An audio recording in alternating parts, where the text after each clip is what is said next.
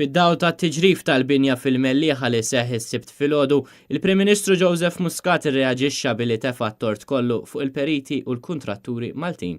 Minkejja li suppost hemm sistemi ta' regolamentazzjoni u infurzar min-naħa tal-Gvern, Joseph Muscat qiegħed ifarfar kull responsabbilta billi jwaħħal kompletament fil-periti u l-kuntratturi li għandhom warrants apposta biex jassiguraw li dawn l-inċidenti ma jsirux. Ir-responsabiltajiet huma ċari. F'każijiet simili għandek perit li jiffirma il-karti, professjonisti li jiffirmaw il-karti jagħtu l-go-ahead tagħhom għandhom warrant għal dan l-affarijiet u hemm kontrattur li jrid jimxi mal-istruzzjonijiet illi jagħti l-perit.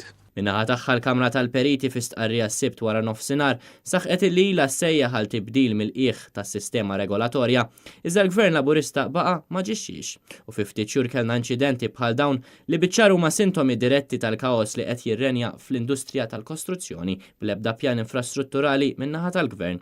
Fl-intervista tiegħu fuq One Radio il-Prim Ministru għamel referenza għal siltiet mir-rapport tal-Kummissjoni Ewropea, iżda baqa' ma ndirizzax sezzjonijiet sħaħ li jitfgħu dawl fuq l-isfreġġju ambjentali f'pajjiżna fejn l-Unjoni Ewropea tisħaq li traffiku huwa fost l-akbar kawżi ta' tniġġis fl-arja.